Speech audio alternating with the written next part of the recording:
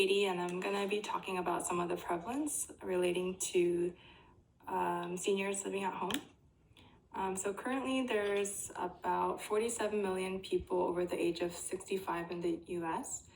In 2060, nearly 100 million Americans will be 65 years or older. And the average American life expectancy is 78 years. And only 11% of the senior population participate in exercise to increase strength and muscles.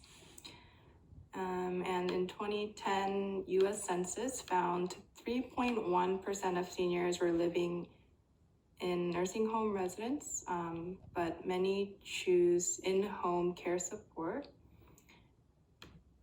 In an AARP 2010 study, more than 80% of people aged 50 years and older wanted to age in their own homes for as long as possible. 39% of adults over the age of 65 take 5 or more medications. 75% of seniors have at least one chronic health condition. Most have 2 or more. And in terms of current roles of OT in addressing health needs, home modifications can be made to maximize participation and increase safety, including secure handrails or grab bars or improve lighting in the home. They can also identify features in the home that increase risk of falls or hazards, such as loose banisters or overloaded electrical outlets. They can also introduce assistive devices such as a shower chair or a slip-resistant bath mat in the bathroom.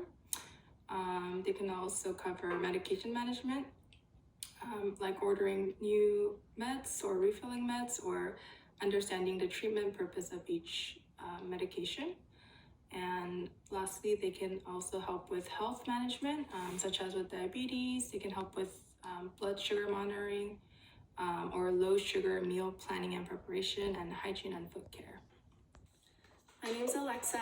I'm going to talk about environmental challenges to optimal health. Some things that the senior population can encounter is the climate that they live in. It may be too hot or too cold. Insulation of their home is a consideration to make sure the temperature stays at a reasonable degree.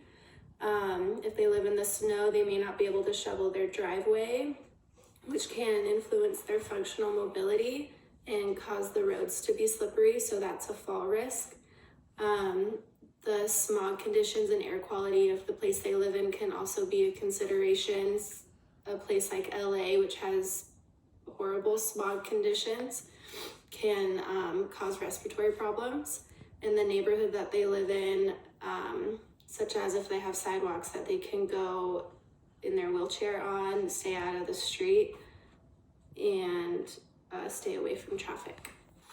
Okay, some modifiable risks to take into consideration would be to start out in their home and see if it's safe for them to live independently. Some things that can help would be to avoid rugs, which is a trip hazard, have grab bars in the shower to avoid falls, put up ramps at the entry to avoid stairs altogether if there are stairs in the home. You can put bright yellow anti-slip tapes on the stairs so it's more noticeable. Have non-skid flooring, sensored lights, and then make sure they have assistance in the home, such as a caretaker or a family or relative to check up on them.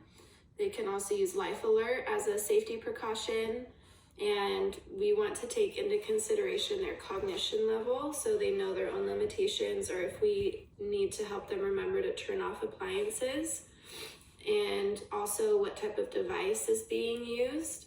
So a quad cane would be safer than a single cane.